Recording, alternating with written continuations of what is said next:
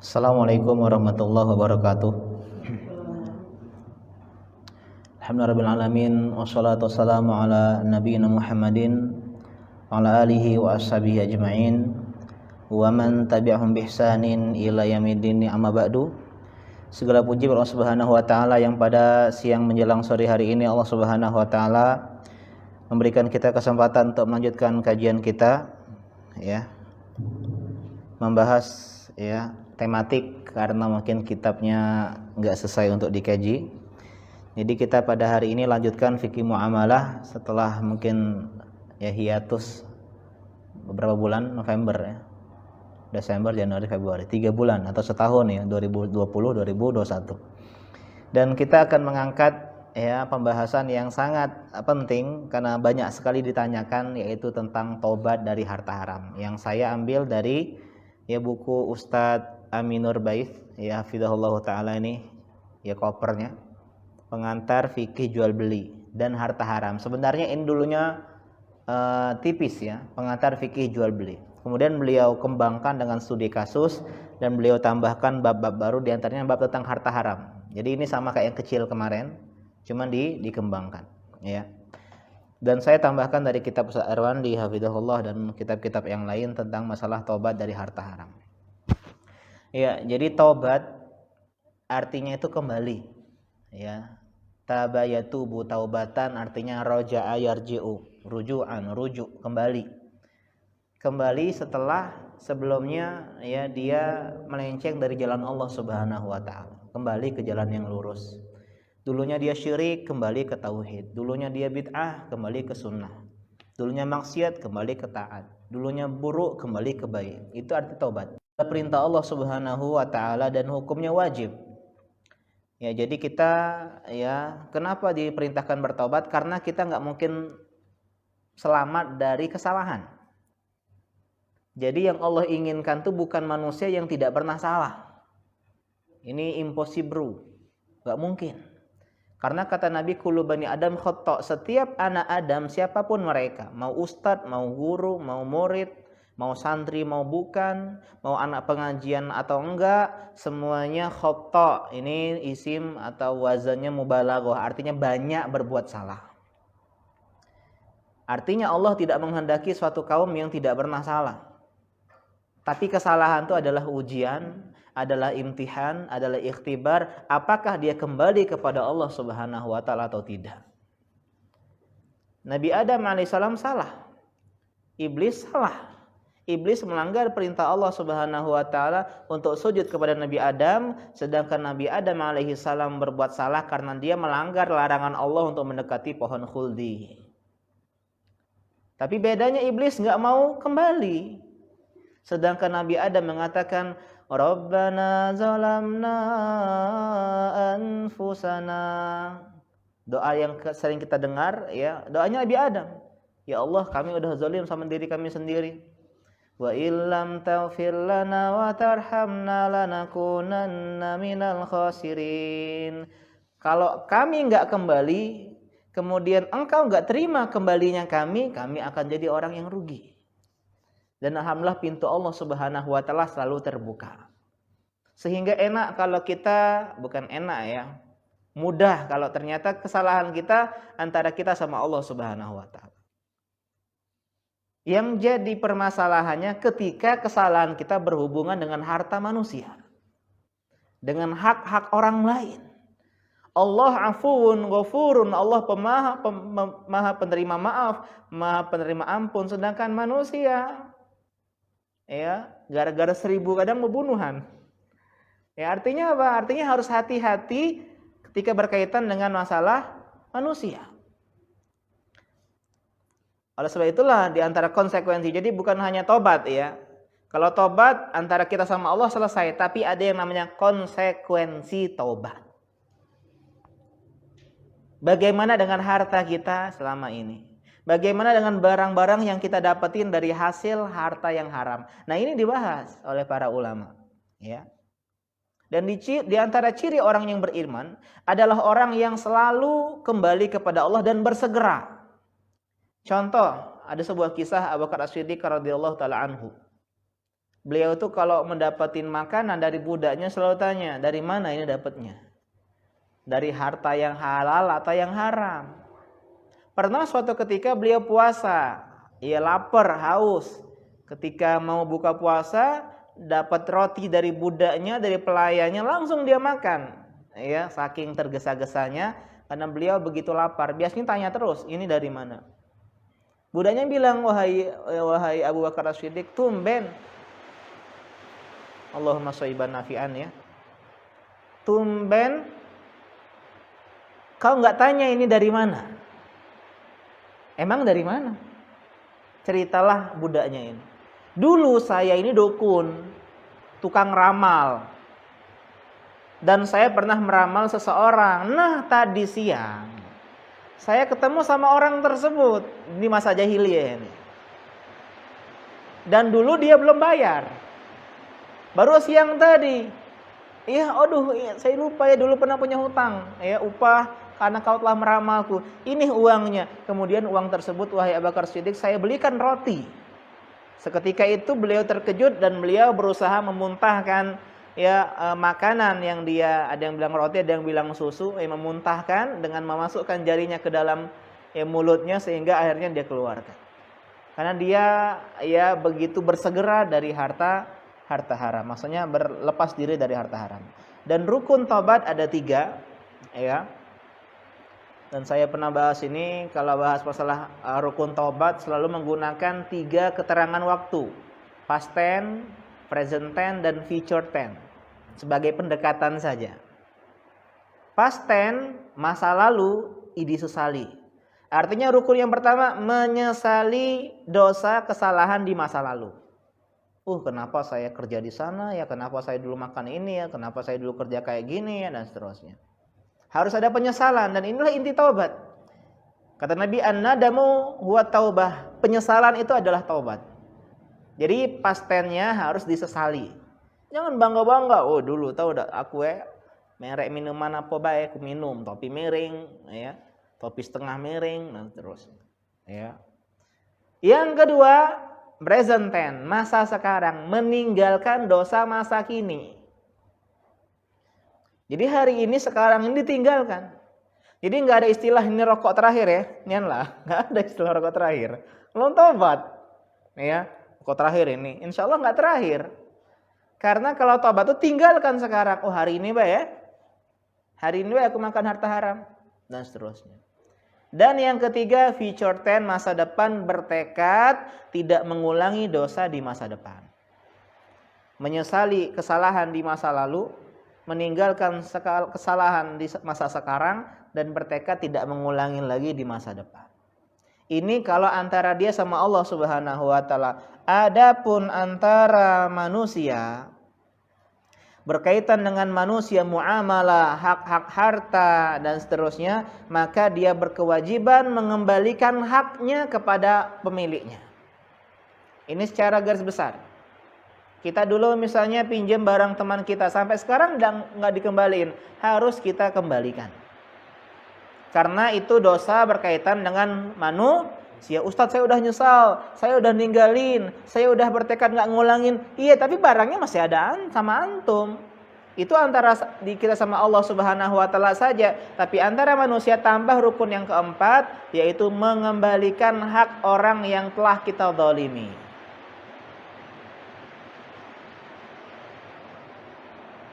Nah, sekarang kita bahas Waalaikumsalam.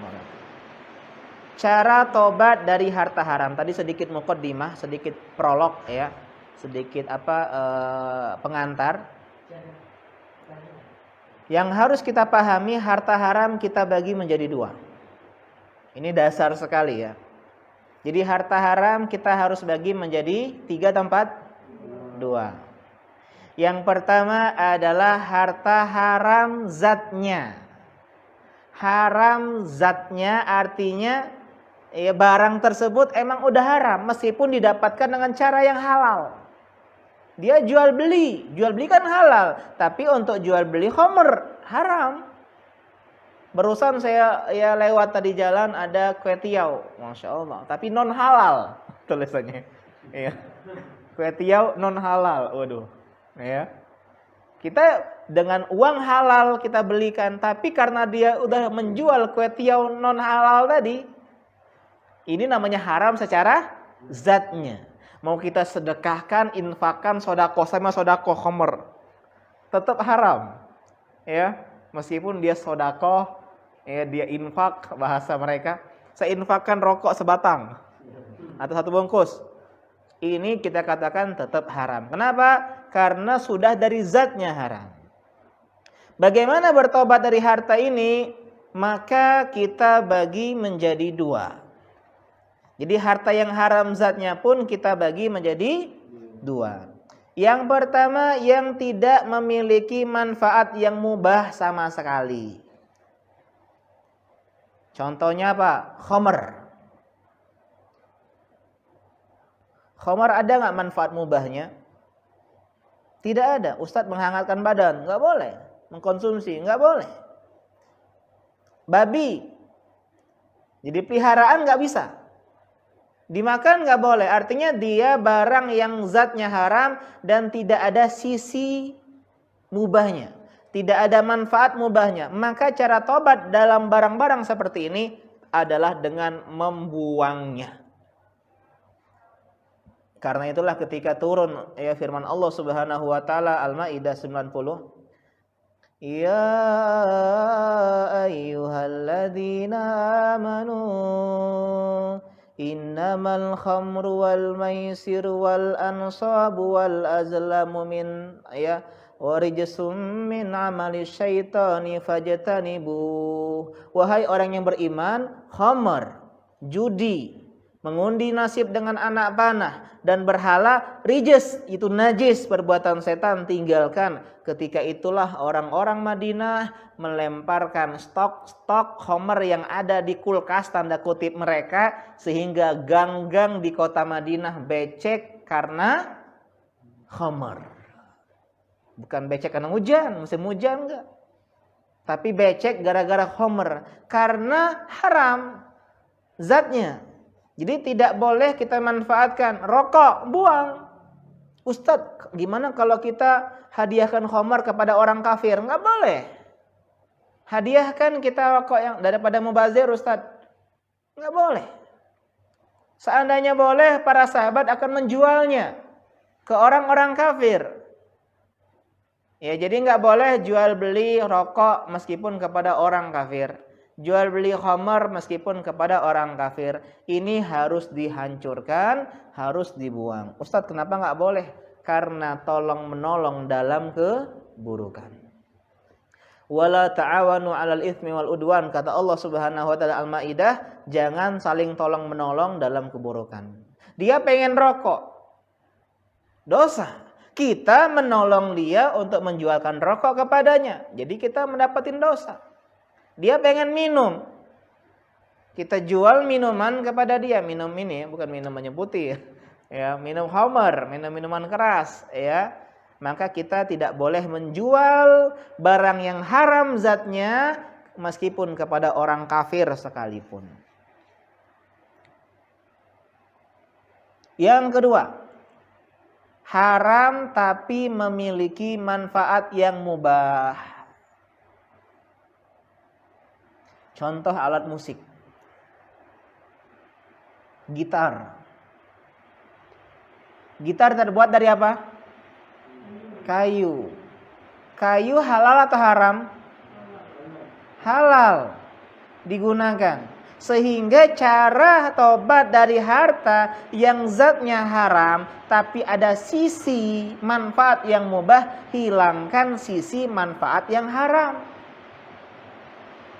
Gitar, putuskan senarnya, jadikan dia kayu biasa, untuk kayu bakar, untuk penyangga misalnya ranjang butuh kayu tuh bawahnya, alasnya. Jadi kita nggak harus kita buang gitar kita, tapi kita hilangkan fungsi ya yang haramnya. Contoh bangkai.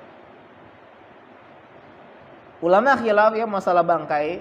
Ya kita ambil pendapat Ibnu Taimiyah rahimahullah bahwasanya bangkai itu yang kulitnya disamak itu menjadi suci. ya, yang disamak menjadi suci.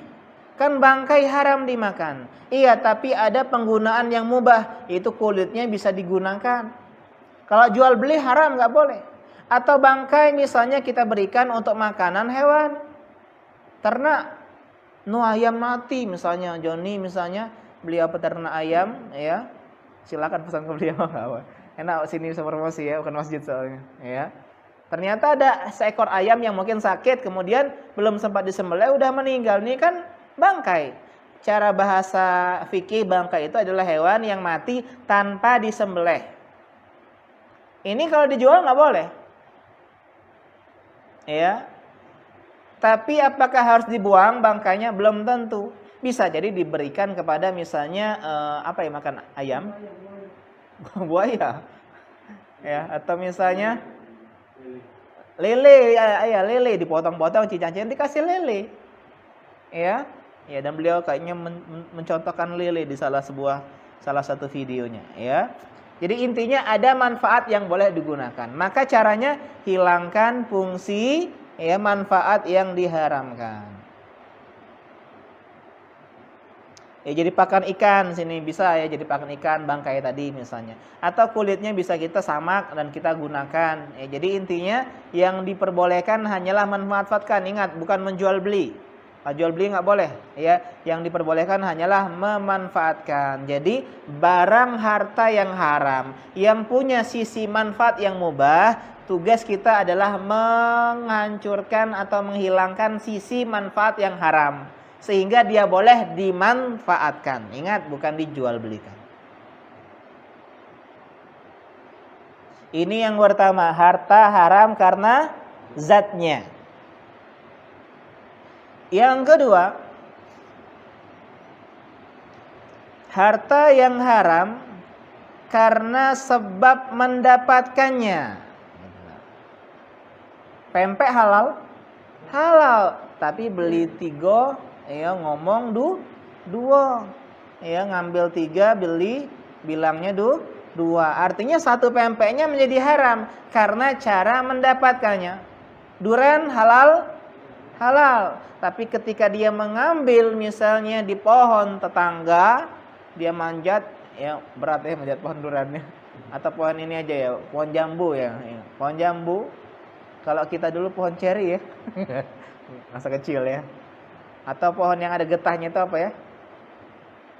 Dulu asam jawa pernah ya. Ini namanya anak kecil dulu ya. Nah, ini termasuk harta yang haram karena sebab mendapatkannya. Koruptor, merampas, yang lain-lainnya. Riba termasuk ya. Artinya haram dengan cara mendapatkannya. Ini pun kita bagi menjadi 2. Jadi kalau kita bikin skema tadi, harta haram terbagi jadi 2. Haram karena zatnya bagi jadi 2. Ya, karena yang pertama ini enggak ada sisi mubah pemanfaatannya, yang ini ada sisi mubah pemanfaatannya. Sekarang harta yang haram karena mendapatkannya, caranya kita bagi jadi 2. Yang pertama karena kezoliman, artinya tidak ada keridhaan, tidak ada saling ridho. Sedangkan salah satu syarat, ya, jual beli adalah ridho. Ya, la ta'kulu amwalakum bainakum bil bati illa an takuna tijaratan an taradim minkum. Kata Allah, jangan kalian memakan harta orang lain antara kalian kecuali dalam transaksi yang saling ridho. Apa contoh yang enggak ridho? Apa contoh yang enggak ridho? Mencuri, maling, kan enggak ridho. Berutuan sepanjangan, siapa lah yang mbak ini aku Atau merampas, merampok. Apa beda mencuri sama merampok? Iya, kalau mencuri diam-diam, tereng, ya, ngambil. Itu kalau mencuri. Kalau merampok terang-terangan, begal, wih, mana motor kau? Ya. Dan dua-duanya saling nggak ridho. Yang namanya dirampok maupun dicuri nggak ridho semuanya. Ya. Ini karena kezaliman alias kesaling tidak ridhoan. maka ini kita bagi menjadi dua. Ya. Yang pertama ya, perhatikan, yang harta yang kita curi, yang kita rampok, yang kita rampas, yang kita diam-diam ya di kantin nggak bayar ya, maka kita bagi jadi dua. Yang pertama memungkinkan untuk dikembalikan. Kita tahu bibi kantinnya, kita tahu itu barang siapa, kita tahu itu punya siapa, kita tahu itu uang siapa, maka ulama sepakat ini harus dikembalikan ke pemiliknya. Jadi yang pertama memungkinkan untuk dikembalikan, maka ulama sepakat harus dikembalikan. Kita pinjam buku, sampai sekarang nggak dikembaliin, kembaliin. Kita punya hutang, sampai sekarang ya nggak bayar, kembalikan. Hadisnya dari ya, Nabi SAW, alal yadi ma akhadat hatta tuaddiya. Orang yang mengambil barang harus bertanggung jawab sampai dikembalikan. Hadis Abu Daud, Ahmad, didhaifkan oleh Syalbani, tapi dihasankan oleh Syekh Syuaib Al-Arnaud ya rahimahullahu taala. Kemudian juga dalam hadis yang lain, dari hadis riwayat Ahmad dalam musnadnya, la ya'khudanna ahadukum mata sahibihi jadan wala laiban. Janganlah kalian mengambil harta teman kalian, barang teman kalian, main-main ataupun serius. Wa idza wajada ahadukum 'asa sahibihi falyarudha alaihi. Kalau ada yang mengambil misalnya tongkat saja, maka dia harus kembalikan. Jadi harta yang haram karena cara mendapatkannya kita bagi menjadi dua. Yang pertama ya karena ketidakridhoan, yang kedua karena saling ridho. Ada ustadz haram saling ridho, ada riba. Ya. Karena itulah ridho itu harus dua, ridho Allah, ridho manusia. Jangan sampai gara-gara ridho manusia menghalalkan hal yang haram. Zina haram apa halal? Sepakat haram. Dan zina itu karena saling ridho. Karena saling ridho lah namanya zina. Kalau enggak ridho namanya pemerkosaan atau pemerkaosan. Jadi ridhonya manusia itu tidak menghalalkan sesuatu yang haram. Jadi ridho itu ada dua, ridho Allah baru ridho manusia. Jangan, kami sudah ridho Pak Ustadz. Iya, tapi Allah nggak ridho. Kami kan sama-sama suka Pak Ustadz. Iya, tapi nggak ridho, nggak nikah kalian. Allah nggak ridho. Ya, jadi yang tidak ridho kita bagi jadi dua lagi. Yang pertama memungkinkan dikembalikan. Kita kenal orangnya, kita tahu alamat rumahnya, kita tahu siapa dia. Pak Ustadz, gimana kalau barang yang kita udah pakai itu hilang? Maka diganti. Kita pinjam atau kita mencuri barang orang lain, kemudian hilang barang tersebut dan kita masih kenal teman kita siapa, maka kita wajib ganti. Maaf ya, dulu saya belum sempat ngebalikin baju antum dan sekarang udah hilang entah di mana. Ini harganya ya 50.000 lah. Ya, atau 100.000. Bagaimana kalau terjadi perubahan nilai barang? Wah, 50.000 KT sekarang baju mah itu harganya 100.000, maka harus mengembalikan 100.000. Jadi bukan nominal ketika kita meminjamkan atau kita mencuri, tapi nominal ketika kita mengembalikan.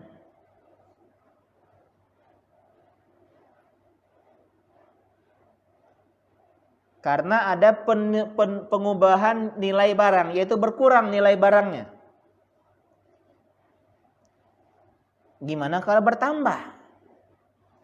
Saya misalnya mencuri ya ayam betinanya Joni. Kemudian saya kawinkan dengan ayam jantan saya. Kemudian beranak pinak dia. 2 anaknya, nanti berlahir lagi. Nah, gimana kalau malah harta yang dijual tadi atau yang dicuri tadi, yang dicuri tadi atau yang dirampok tadi itu berkembang biak. Artinya perubahan nilainya bertambah. Paham ya kasusnya tadi? Ya, sekarang kan Ayam Joni artinya menyebabkan ayam-ayam yang lain lahir. Atau misalnya saya beli cupangnya Riki, ya nggak bayar, diam-diam. Ya kemudian saya nikahkan sama ikan cupang saya, kemudian lahir ya beranak pinak banyak anak-anaknya. Nah, apakah semuanya harus dikembalikan sama anak-anaknya? Kan perubahannya dari harta yang kita zalimi tadi. Maka ulama berbeda pendapat. Ada yang mengatakan dikembalikan semua. Seperti kisah orang yang terjebak dalam goa. Ingat enggak? Ya. Hujan-hujan, berteduh dalam goa, tiba-tiba longsor, tertutup oleh batu yang besar mulut goanya. Dan mereka berdoa bertawasul dengan amal ibadah mereka. Salah satunya adalah seorang mandor yang punya seorang tukang pekerja yang upahnya harian. Pernah suatu ketika upahnya tidak diambil, sehingga dipegang. Misalnya dibelikan itu sebagai butir padi, keluar padinya, dijual hartanya, dibelikan seekor kambing, kambing itu beranak pinak banyak. Suatu hari itu datang budak kemarin, Pak Bos, ya masih ingat nggak? Ingat lah, kau kan mantan ini, ya tukang aku. Gimana? Ingat nggak? Sehari kau nggak bayar, belum bayar. Oh ya ada. Iya saya sini datang mau minta hak saya. Udah itu ambil tuh, semua kambing-kambing itu. Jangan bercanda bos, bener. Semuanya ambil itu, termasuk budaknya. Karena dari penjualan kambing tadi dia beli budak untuk mengembala kambing tersebut.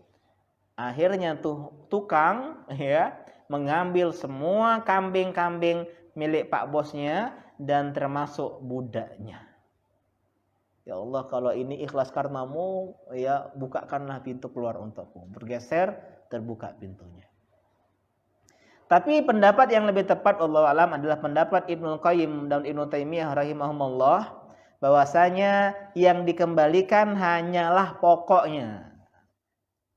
Ayam tadi saya kembalikan sama Joni, sedangkan nilai yang bertambah itu kita bagi dua. Ya, kita bagi dua.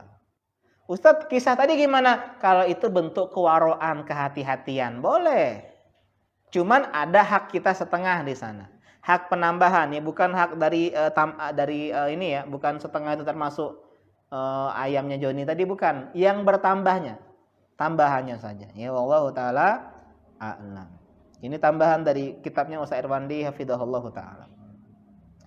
Ya, jadi intinya kalau dia bisa memungkinkan dikembalikan, harus dikembalikan karena dia enggak ridho mencuri, merampok, merampas dan seterusnya.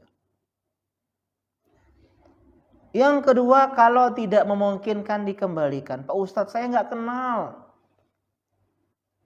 Saya itu jualan, ya kadang nggak tahu orangnya siapa. Misalnya ya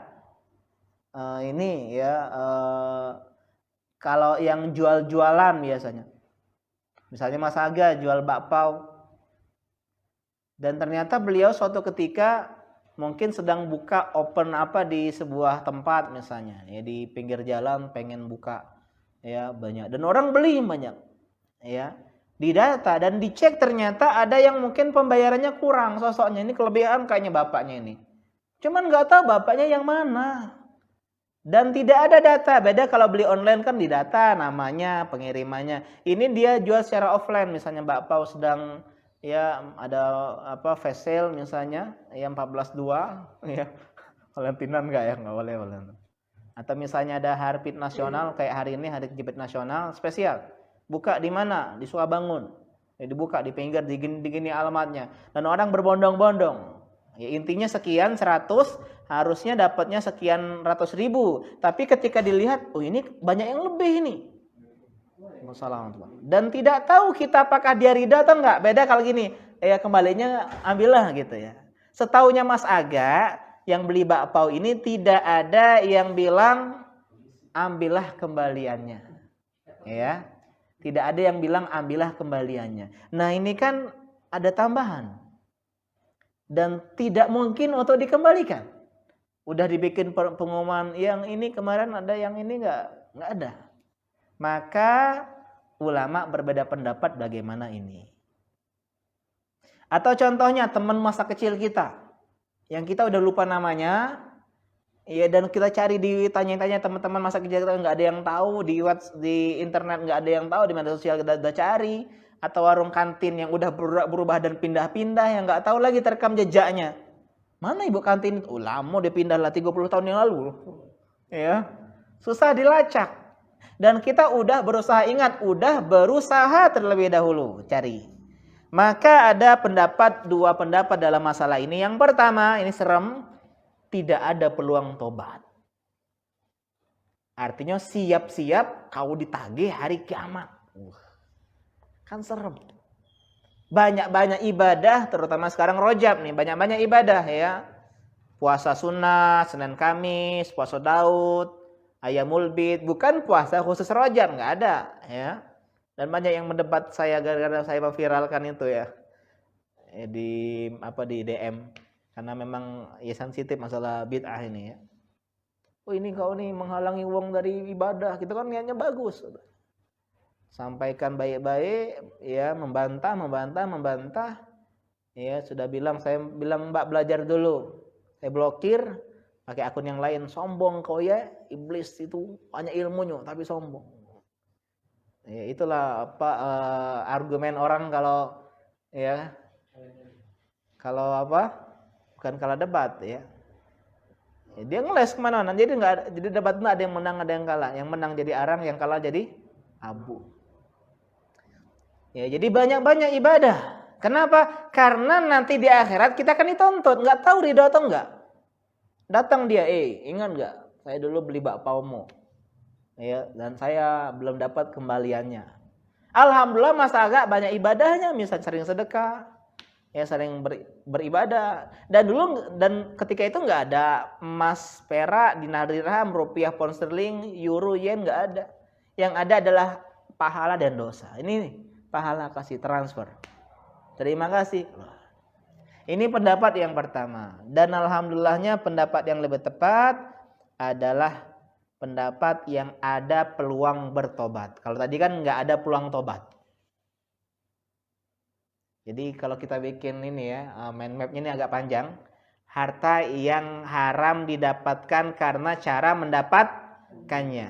Ada dua. Saling ridho dengan tidak saling ridho. Tidak saling ridho artinya zolim. Ini pun kita bagi jadi dua lagi. Memungkinkan untuk dikembalikan dan tidak memungkinkan untuk dikembalikan. Yang tidak memungkinkan dikembalikan pun khilaf para ulama, ada yang bilang yang pertama adalah tidak ada peluang tobat. Artinya siap-siap ditagih di akhirat. Yang kedua adalah ada peluang bertobat. Yaitu pendapat jumhur para ulama menyedekahkan atas nama pemilik barang atau harta tersebut. Iya.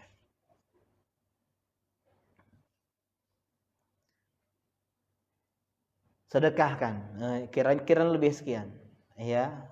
Sedekahkan. Misalnya kita dulu kayaknya pernah berapa kali saya perkirakan mungkin 20.000 kepada bibit kantin yang kita udah cari bibit kantin tersebut, sedekahkan, ya, ke orang miskin, ke yang lain, ya, atau ke masjid atau yang seterusnya dengan nama, niatkan dalam hati nama ibu tersebut.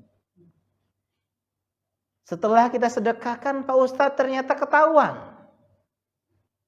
Ya, jadi kita udah cari tuh teman-teman yang kemarin ya kita pinjemin atau kita minjem barangnya nggak ketemu, nggak tahu. Ketika sudah sedekah, udah keluar duit, ketemu. Nah, kau nih gue cari-cari. Ngapa? Aku nih pernah ini minjem buku kau, udah balik ke sampai sekarang. Bukunya lah hilang. Ya 100.000 lah harganya kira-kira sekarang. Tapi akulah sedekah ke. Nah. Kau ridho apa tidak? Nah, harus tanya dulu keridoannya. Jangan diam-diam baik. Sudah, aku sudah sedekah. Jangan. Bilang sampaikan sama dia ridho atau tidak ridho. Oh, saya nggak ridho, saya butuh uang. Maka kita wajib mengganti 100.000 dan pahala sedekah untuk kita. Kalau dia ridho, ya sudahlah ridho. Maka pahala sedekah tadi untuk dirinya.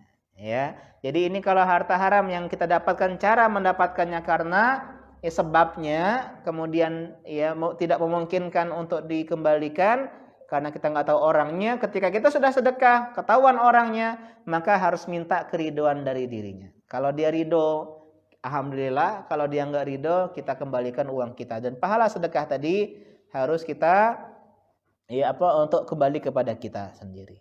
Apa dalilnya Ustaz? Dalilnya adalah sebuah athar dari sahabat yang mulia Abdullah bin Mas'ud radhiyallahu taala anhu. Beliau pernah beli seorang budak. Ngutang. Beli, ketika beliau udah dapat budak, beliau pulang mau ngambil uang, ketika kembali orangnya udah nggak ada, penjualnya. Mana? Budak juga nggak tahu kemana. Mana uangnya tadi? Nggak tahu Kak, lah pergi dia tadi. Aku tinggalkannya pada di sini. Nah, sedangkan dahulu kan pedagang yang mungkin jauh keliling bukan artinya orang setempat atau hal-hal yang lainnya mungkin sebuah kafilah dagang yang sedang lewat atau yang semisalnya. Akhirnya Abdullah bin Mas'ud udah cari-cari putus asa, beliau kemudian bersedekah senilai uang budak tersebut. Katanya, Allahumma hadza an rabbil jariyah. Ya Allah, ini sedekah ini atas nama yang jual budak tadi. Kan enggak tahu namanya siapa, fulan. Fa in radiya fal ajru lahu, kalau dia ridho pahala untuknya, wa in ata fal ajru li, kalau dia datang kepadaku ketahuan sekarang maka pahalanya untukku dan aku kembalikan harta tersebut. Walahu min hasanati biqadrihi. Ini dalil bahwasanya kalau kita nggak bisa mengembalikan hak orang tersebut, misalnya hutang yang bertahun-tahun tidak kita bayar, kemudian orangnya nggak tahu kemana, maka kita sedekahkan. Kalau kemudian setelah sedekah kita ketemu sama dia, kita minta keridhoan. Ini tentang masalah harta haram yang kita dapatkan karena sebabnya dan tidak ada keridhoan antara keduanya, tidak saling ridho. Artinya ada pihak yang ridho, ada yang nggak ridho. Seperti mencuri, merampok, korupsi dan seterusnya. Yang selanjutnya harta haram karena keridhoan. Saling ridho. Seperti riba.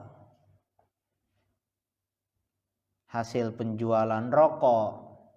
Jualannya bukan barangnya.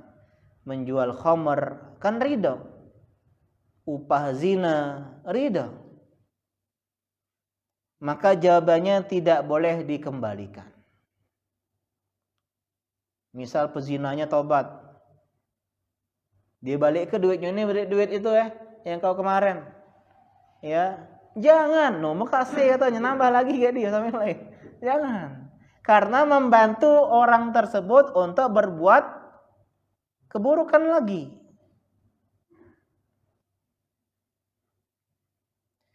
Dia beli rokok sama kita nggak tahu oh ternyata rokok haram, duitnya balik balik ke rokoknya, nggak apa lain duitnya, ini beli rokok lagi di tempat lain.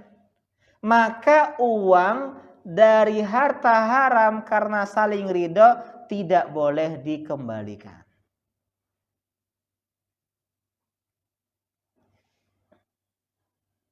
Tapi kita harus bahas dua hal. Cara tobatnya bagaimana? Pertama, kita sebelumnya nggak tahu kalau itu haram. Artinya pelaku meyakini harta itu halal. Aku udah tahu gawe di bank itu rupanya riba Bagaimana harta selama ini? Maka jawabannya harta tersebut itu halal untuk dirinya. Pahami Dia nggak tahu karena misalnya kerja di bank haram. Ini kan saling ridho. Atau dia nggak tahu kalau ngutangin kembaliin lebih itu haram. Dia sering kayak gitu. Dia nggak tahu. Atau dia misalnya jual alat musik dan dia nggak tahu kalau itu haram.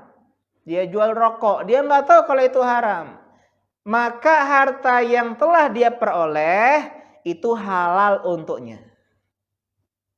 Sampai detik dia tahu selama ini tabungan, rumah yang dia beli, mungkin motornya, Karena itulah salah ada orang, dia jual motornya, kenapa tidak tahu dia? Aku baru tahu Ustaz ternyata ini haram. Dia katanya harus berlepas diri, dijual harus di motornya. Enggak harus motornya, halal motornya. Ya, cuman bagaimana caranya agar kita tidak menambah ya bunga pinjaman begitu. Apa dalilnya Pak Ustadz? Dalam surah Al-Baqarah 275.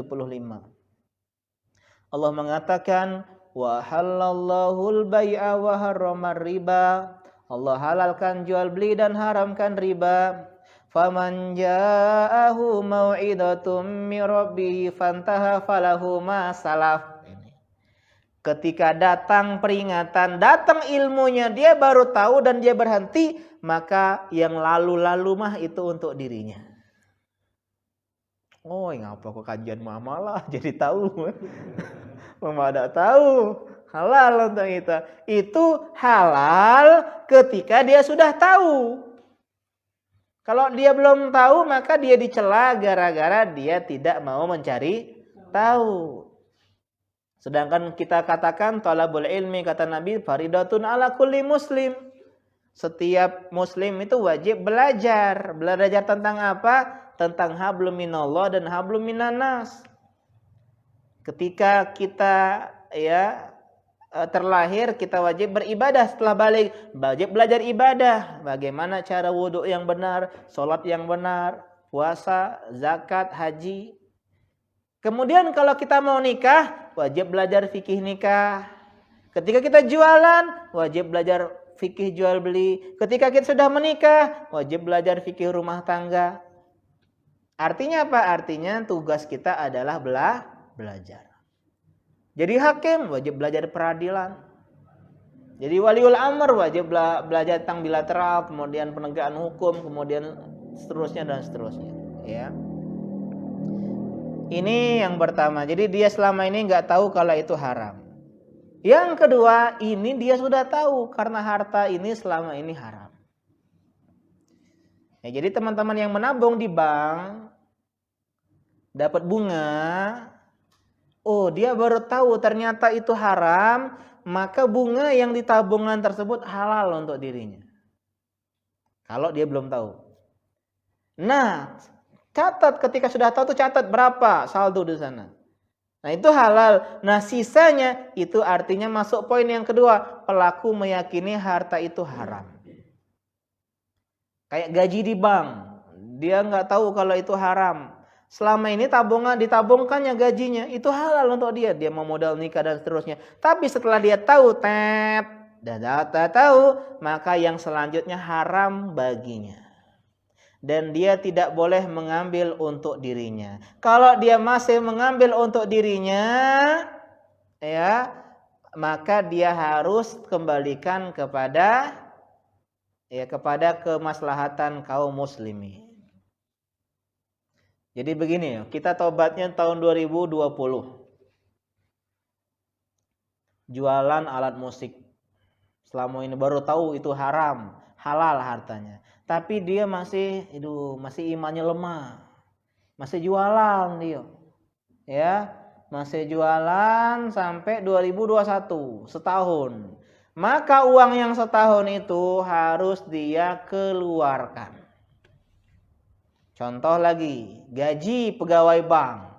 Kan pegawai itu nggak bisa resign pegawai bank. Ada tata caranya. Pengajuan dulu ditolak. Gak masalah kita jalani itu selama gaji kita ketika itu kita keluarkan. Gak kita gunakan. Kita cari sambilan gaji yang lain di luar, misalnya jualan online dan yang seterusnya. Karena itulah teman-teman, ketika kalian punya harta yang halal, kerja yang halal, itu nikmat yang luar biasa. Iya, meskipun cuma orang lihat, cuma jualan ini, itu nikmat yang tidak banyak didapetin oleh banyak orang. Banyak orang kan ribet ini. Ribet, keluar dari dikeluarkan harus ini, nggak enak. Dan ujian juga. Ya, kalau ujian kita nggak punya miskin masih enak. Ini ujiannya kita punya harta. Ya, kita bisa. Beda antara kita meninggalkan keburukan karena kita nggak mampu. Karena kita nggak punya hartanya. Tapi ini ada keburukan yang kita mampu kerjakan, hartanya banyak, gaji 2 juta, mau dikeluarkan, berat. Ya, besoknya entar 2 juta lagi, tambah 4 juta, belum resign dia. Tambah sebulan lagi 6 juta. Kalau udah 10 juta keluar ke isaro motor siko itu. Makanya cepatlah keluarkan kalau dapat seperti ini sampai Allah ganti dengan yang lebih baik. Ya. Kalau bisa keluar langsung alhamdulillah. Berhenti langsung ya, jualan. Ustadz, cak mana harta selama ini jadi modal? Enggak masalah. Tabungan selama ini jadiin modal untuk usaha baru yang halal. Ya. Meskipun ada khilaf juga oleh para ulama tentang masalah apakah ke Baitul Mal, apakah kemana. Yang jelas harta haram, misalnya bunga dari bunga bank, ya rekening dan seterusnya, yang udah terlanjur kita udah tahu kita biarkan saja, maka itu nggak boleh dimanfaatkan, nggak boleh dimakan, dan tidak boleh kita katakan itu sebagai bentuk pahala, tapi kita berlepas diri. Dengan cara kemaslahatan kaum muslimin, termasuk orang miskin boleh, Baitul Mal boleh, dan juga fasilitas umum, pembenaran jalan, misalnya membuat selokan, atau misalnya ya pokoknya semua fasilitas yang dimanfaatkan untuk umum, dan bukan untuk pembangunan masjid, meskipun ada khilaf dalam masalah ini ya, soal pembangunan masjid. Dan tidak boleh juga untuk bayar pajak. Ustadz, gimana Ustadz kalau ya bunga itu untuk bayar pajak? Nggak boleh, karena bunga bank itu bukan harta kita, itu harta haram, tidak ada manfaat yang kita boleh ya ambil dari harta tersebut. Tugas kita adalah mengeluarkan. Dan bagi teman-teman yang rekeningnya masih ada bunga dan ternyata ada maslahatnya, ya dia tidak ada mudarat dia untuk pindah rekening, cari yang wadiah sekarang, ya. Dan saya cari info di BSI kan sekarang di merger ya, Bank Syariah Indonesia juga ada akad wadiah yang tidak nambah. Ustadz, ini udah rekening dari sononya udah lama, banyak yang tahu, ribet kalau mau ganti. Ya sudah, nggak masalah, dengan syarat bunga banknya dicatat pembagiannya di luar itu ya, maksudnya di luar uang kita beneran, itu harus dikeluarkan setiap bulannya. Ya tapi ini bahaya ya, ini hati-hati seperti ini. Lebih baik aman yang tadi. Contohnya misalnya rekening yang emang dibikin oleh perusahaan PNS, kan ada rekening khusus, kemudian dia dikirim itu, maka tugas kita hanya mengambil gaji kita aja, gaji. Ya, jadi jangan diendapkan. Kalau sengaja mengendapkan dengan niat dia mendapatkan riba, meskipun niatnya untuk disalurkan ke kaum muslimin, ini tetap tidak diperbolehkan kata para ulama. Artinya bukan karena kehendak dia mendapatkan hal tersebut, ya. Sengaja bikin rekening mudharabah biar bunganya dimanfaatkan untuk fasilitas umum, maka ini ya tidak dibenarkan. Ya meskipun ada sebagian ulama yang membolehkan, ya. Ya tapi lebih hati-hatinya kita tinggalkan hal-hal yang seperti ini, ya. Dan di sini dibahas tentang masalah juga kasus, ya, beliau menyebutkan studi kasus tentang hukum mengambil bunga bank.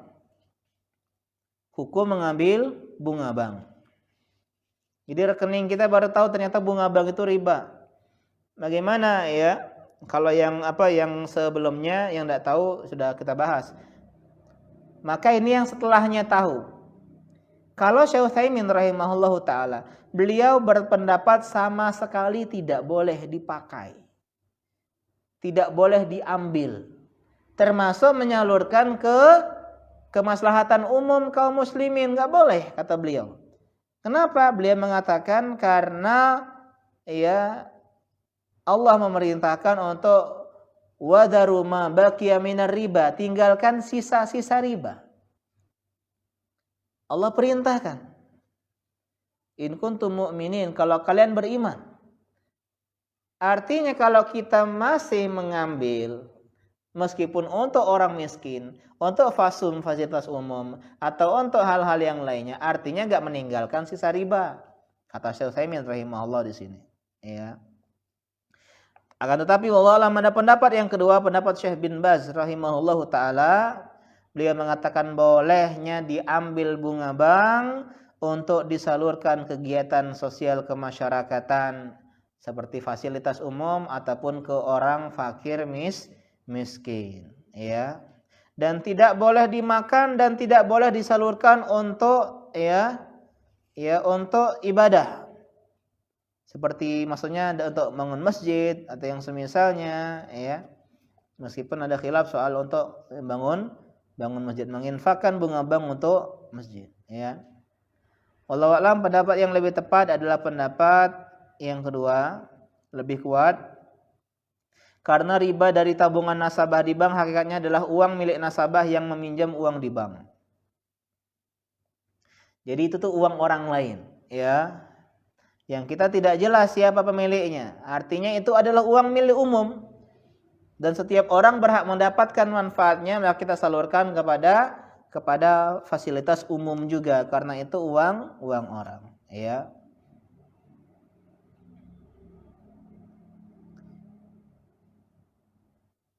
Termasuk diberikan kepada fakir miskin. Ini juga diperbolehkan. Nah, sekarang kita bahas menginfakkan bunga bank untuk masjid. Ya. Ya enggak, yang ini apa? Sebagai untuk apanya itu? Operasional enggak boleh. Pembangunan.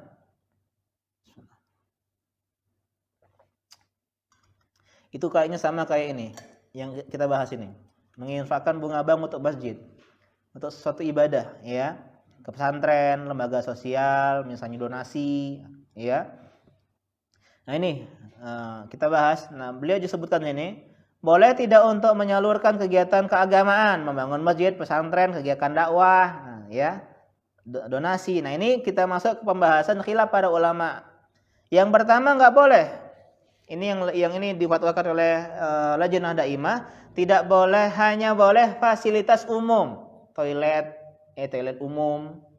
Ya, kemudian intinya yang semua orang bisa akses.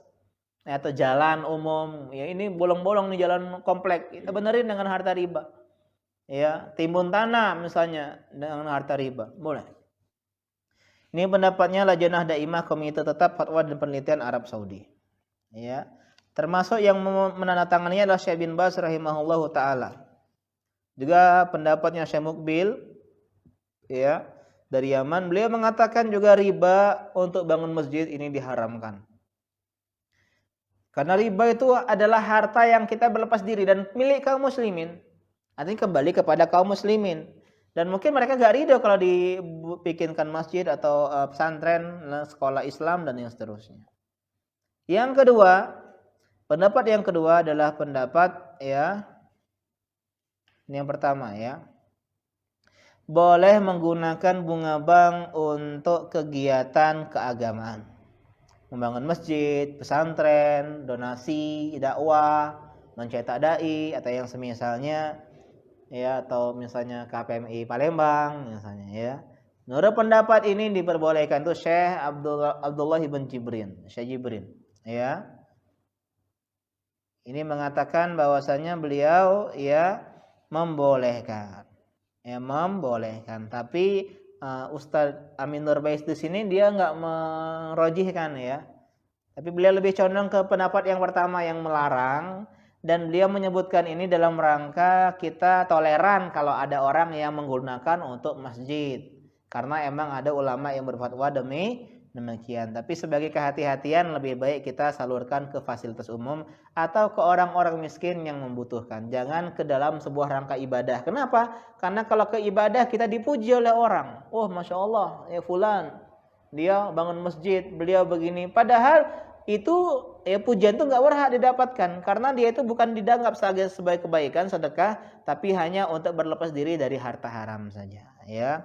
Wallahu taala a'lam. Adapun di sini dibahas menggunakan riba untuk membayar pajak, maka Syekh Muhammad Ali Farkus mengatakan tidak diperbolehkan karena dasarnya itu bukan uang diri. Dan beliau tutup di sini dengan tambahan bahwasanya kita nggak boleh mendapatkan manfaat apapun dari mengeluarkan uang haram, apapun bentuknya, termasuk pujian.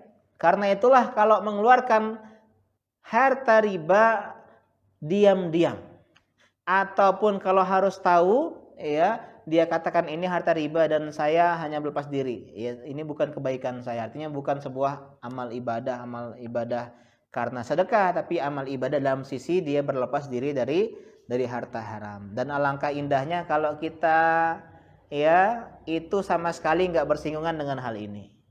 ya rekening kita nggak ada bunganya, kemudian ya istilahnya kegiatan kita aman-aman saja, karena harta ini yang paling berat untuk diaudit.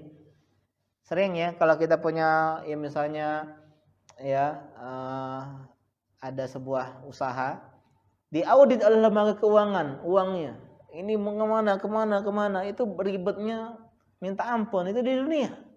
Bagaimana kalau di akhirat nanti setiap harta kita diaudit? Ini bunga ribanya taruh kemana? Aduh lupa, khilaf Ustaz, masuk kantong. Ya, nggak ke ini misalnya, nggak apa? Karena banyaknya nggak bisa kita istilahnya atur sebaik mungkin. Ya, kadang kita juga uang masuk uang keluar itu catat, jadi nggak tahu ini. Kadang mungkin termakan, mungkin begini dan seterusnya. Karena itulah menjauhi dari sekarang, bahasanya bertahan dari garis depan, ya artinya mencari penyerang yang suka bertahan, ya Peter Crouch di Liverpool kalau zaman dahulu, zaman saya dulu. Ini sebuah istilah yang bagus, bertahan dari depan. Artinya preventif khairun minal ilaj, mencegah bahasa kita lebih baik daripada mengobati. Jangan nyemplung, ya ngeringkan setelah basah itu susah. Lebih baik jaga diri biar tidak kebasahan, ya. Sedia payung sebelum hujan. Allah taala a'lam. Silakan kalau ada pertanyaan, baik yang di sini maupun yang online. Kayaknya yang online enggak ada ya. Soalnya waktu yang enak untuk tidur ini. Siang terus hujan. Wah, Masya Allah udah itu. Nontonnya recordnya aja Ustadz gitu ya. Ya silakan kalau ada yang bertanya. Insya Allah teman-teman KPMI ya enggak terlalu banyak tanya soalnya ya sama seperti ini, karena udah tobat semua ya. Ini sih baru tobat, gimana tabungannya gimana ya, dulu saya begini, dulu saya begitu ya. Wallahu taala a'lam. Dan perincian ini kami pernah dengar juga dari Syekh Sulaiman Ruhaili langsung di Jakarta ya, ketika daurah ya pembina KPMI ya. Kalau tidak ada kita akhiri, sudah sejamnya, silakan. Iya, sepeda. Ya, waktu itu yang mana saya sepeda itu tidak jadi. Di sepeda itu adalah pengiklan. Nah, setelah minggu kemudian sudah selesai kan? Iya. Sudah putus, jadi bantu bilang katanya ini kayaknya ada kekurangan gitu kan? Iya. Apa tidak sampaikan? Nah, pada saat itu anak sampaikan kekurangan barang itu pengetahuan aja kan? Iya. Nah, bahwa ini apa namanya, barang ini ininya yang nggak bisa gitu kan? Pengetahuan anak. Cuman setelah seminggu kemudian itu dia tuh banyak yang tahu ini kurang, ini macam. Nah kemudian barang itu digantinya di rombaknya baru, barang-barang itu dibalikin ke anak. Jadi statusnya gimana ya, apakah anak salah atau gimana gitu? Iya. Sudah putus akhirnya. Beliau enggak balikin, cuman beliau verifikasi ke anak sampaikan itu sepengetahuan aja yang tahu. Iya. Enggak tahu gitu kan. Iya. Iya, pertanyaan tentang khiyar aib ya. Jadi di antara hak boleh mengembalikan barang itu kalau ada aibnya, ya. Pertama kita bahas dulu, seorang penjual itu harus menjual barang ya dan menyebutkan aib yang dia ketahui.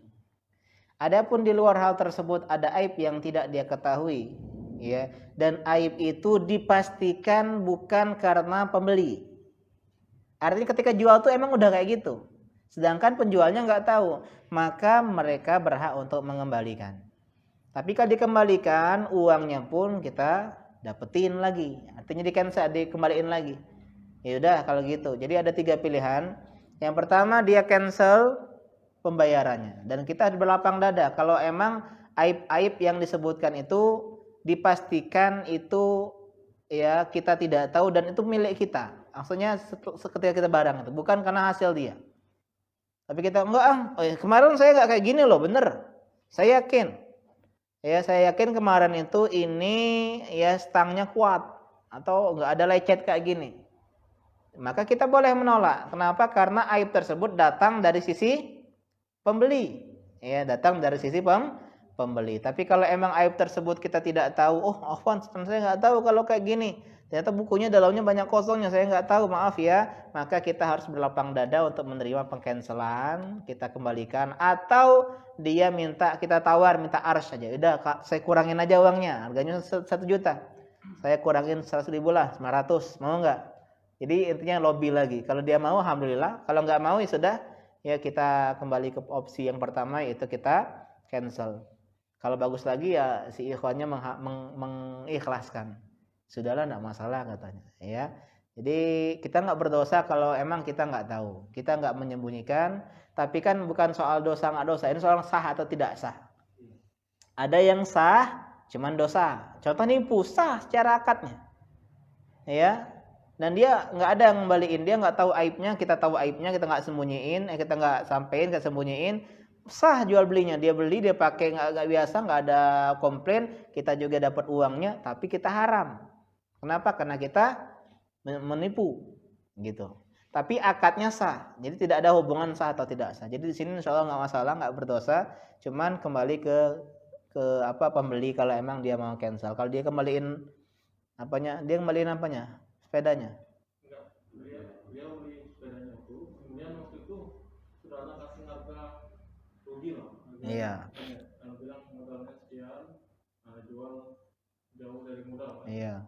Nah, untuk khusus untuk antum.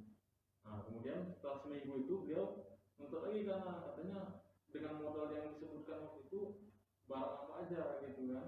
Nah, anak kasih tahu itu, padahal dalam rincian anak belanja sepeda itu sekian gitu kan. Iya. Nah, maksudnya tuh pembeli itu aku berhak tahu gitu kan, apa namanya tuh dengan modal yang kita.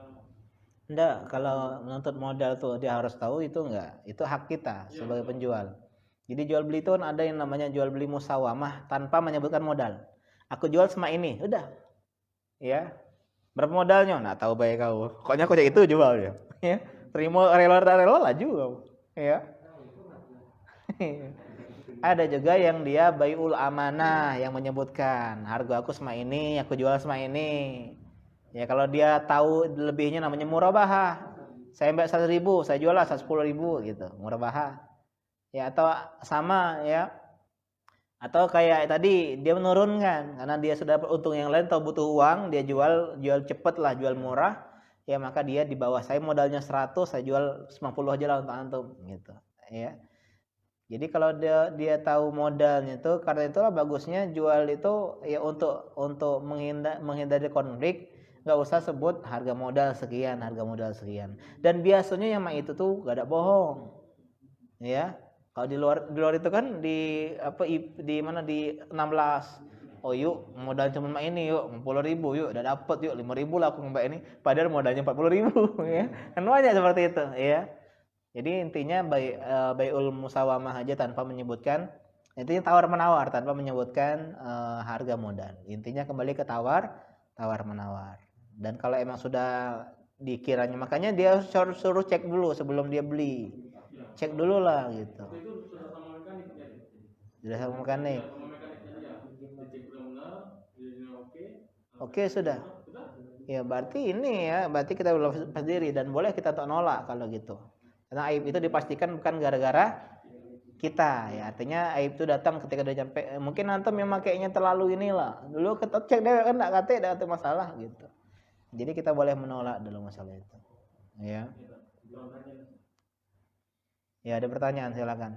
Dari Ayah Siza, dulu saya pemain multi level, pernah dipinjamkan teman sejumlah uang, kemudian multi level itu tidak berkembang, apakah saya harus mengembalikan uang yang dipinjamkan itu? Iya. Teman itu juga sama-sama pemain multi level. Iya. Maka harus pastikan dulu akadnya apa. Jadi ada yang tanya, ya ada seorang teman, seorang dia dapat suntikan dana atau pinjam atau semisalnya dari temannya. Ya sama-sama ya pemain MLM, ya multi level marketing. Kemudian tidak berkembang, istilahnya bangkrut. Nah kita harus jelaskan itu dulu akadnya apa. Kalau akadnya itu adalah investasi kerjasama, kita nggak ngembaliin. Tapi kalau akadnya itu utang piutang, maka itulah sebagian teman-teman kalau transaksi itu harus jelas ini duitnya apa. Ada ustadz ya yang terkenal ya se-Indonesia ini, yang dia menggalang dana atas nama sedekah, tapi yang dimaksudkan oleh penyuntik dana itu investasi. Ini nggak boleh, harus jelas. Pak, mereka tuh kalau bawa nama investasi berbagi hasil, itu investasi misalnya. Kalau pinjaman saya akan kembalikan dan seterusnya. Jadi harus jelas itu apa. Kalau pinjaman meskipun bangkrut dia harus kembaliin. Itulah kejamnya MLM itu ya, hanya mensukseskan yang di atas-atas. Sampai hari kiamat yang di bawah itu tidak mungkin naik ke pojok. Iya kan logikanya. Sesukses apapun dia, yang pojok tambah lebih sukses. Itulah zolimnya.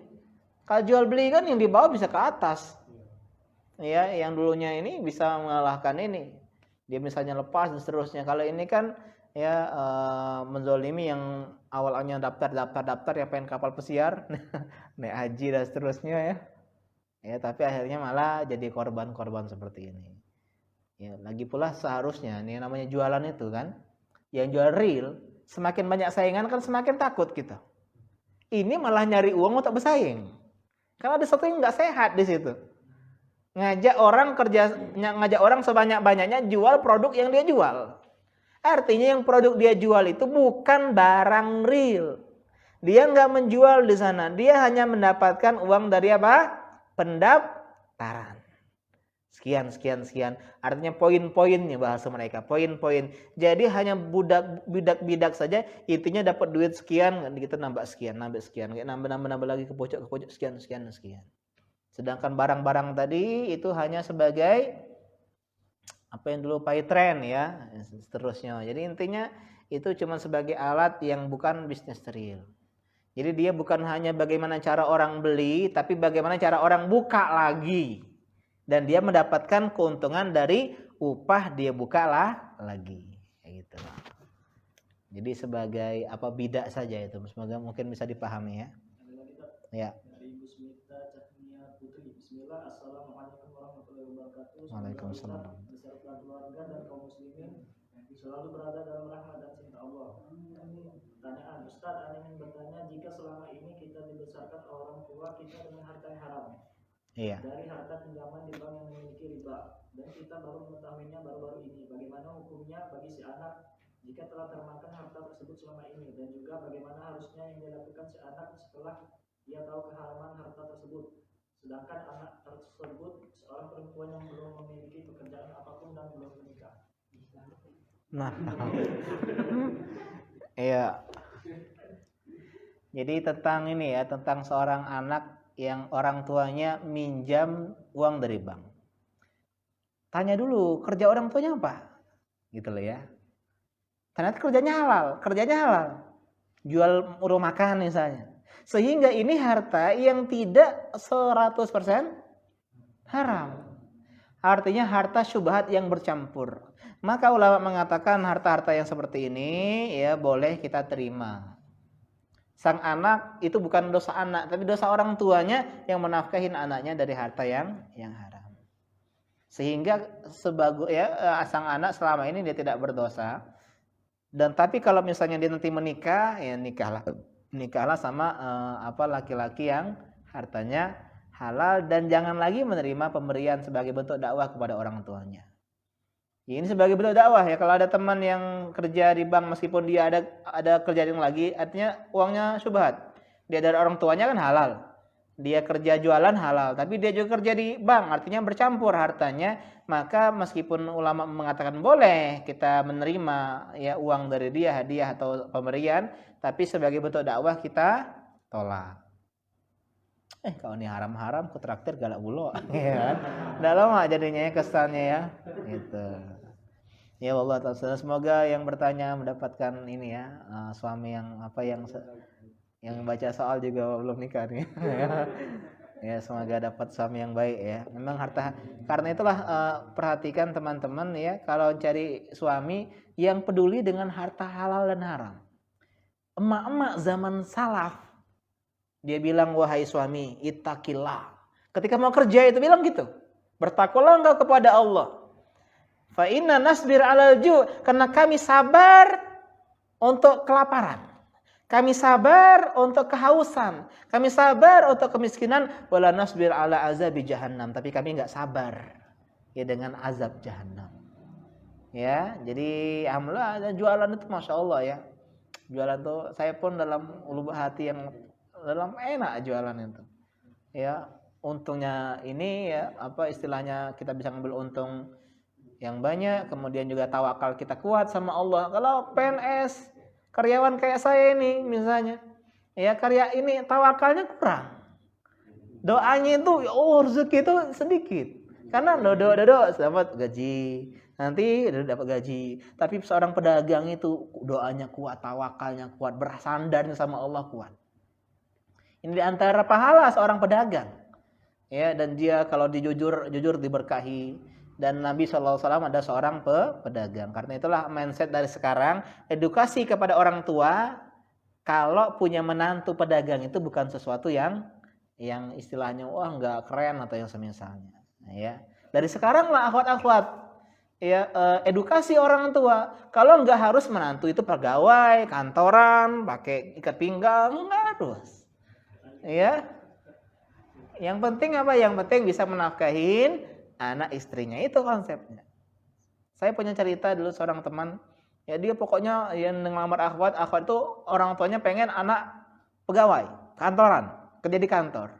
Dan nasihati, antum kerja yang benar, ya antum apa jualan yang bagus, dia belajar internet marketing, ads, kemudian dia punya pegawai banyak, uangnya banyak. Ketika ngelamar, meskipun pedagang, tahu omsetnya segitu, ya meleleh juga ya. Artinya wahai saudara gitu sekarang alhamdulillah ya yang punya anak satu ya dan istilahnya diridhoi pernikahan oleh keduanya. Itulah pentingnya apa? Pentingnya harta yang halal ya, berkah, berkah. Ada lagi? Masih ada? Yang tadi lah. Oh, yang tadi lah. Jika kita diberi uang atau hadiah oleh orang yang pekerjaannya didapat dari cara menyogok, apakah kita boleh menerimanya? Jika sudah terlanjur diterima, apa yang harus dilakukan dengan harta tersebut? Iya. Pekerjaannya apa? Itu loh. Bukan karena sogok menyogoknya. Pekerjaannya apa? Ya, kalau pekerjaannya halal, artinya meskipun dia ada sogok sebenarnya itu harta yang syubhat. Nabi kan bertransaksi dengan orang Yahudi. Yahudi kan ada yang halal, ada yang haram, bercampur baur. Kecuali kita tahu ini aku hasil korupsi, aku nak beli. Nah, tidak boleh emang, Pak. Ya penampung di Cindi itu tidak boleh itu. Penampung khusus harta curian. Maling ayo katanya mana maling sini itu nggak diperbolehkan. Nah, kenapa? Karena dia sudah tahu ini harta dari harta yang haram.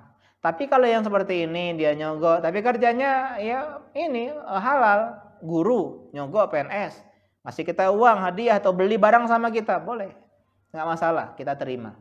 Dan juga termasuk sesuatu yang menyulitkan setiap yang nanya kau ini harta dari mana halal haram ini tidak boleh. Lebih baik tidak tahu, ya. Misalnya Abu Kasya misalnya ada yang pengen apa, yang beli bajunya, ya beli ininya. Ini harta dari mana? Usah tanya. Yang penting dia galak, kita jual sama. Ya, ini yang harus kita pahami. Ya, jadi kembali kepada apakah murni 100% hartanya haram atau syubhat yang bercampur antara halal dan yang haram. Nggak ada lagi ya? Ada lagi satu lagi. Bismillah. Bagaimana Ustaz jika kita tidak tahu nama orang yang lupa kita kasih kembalian belanja? Bagaimana cara kita agar bisa menyedekahkan atas namanya? Ketahuan nggak nyimak dari awal ini. Ya ketahuan nggak nyimak dari awal. Ibnu Mas'ud tadi tahu nggak namanya? Nama penjual budak tadi. Tahu nggak Ibnu Mas'ud tadi siapa? Nggak tahu, dia sedekahkan untuk penjual budak. Udah gitu loh. Jadi kita maksudkan, kita dalam hati kita sedekahkan untuk uang yang aku tidak tahu namanya tadi siapa. Gitu ya. Artinya dia nggak harus tahu namanya ya. Jadi tapi dia niatkan ini hak milik fulan atau alan. Orang yang tadi ini Pak Ustadz kembalian belanja yang belum aku tadi, yang lupa aku tadi ya. Dia niatkan dalam hatinya. Masukin ke kas masjid misalnya atau ke orang miskin sedekah ya. Allahu a'lam. Ya, mungkin itu saja. Ada lagi?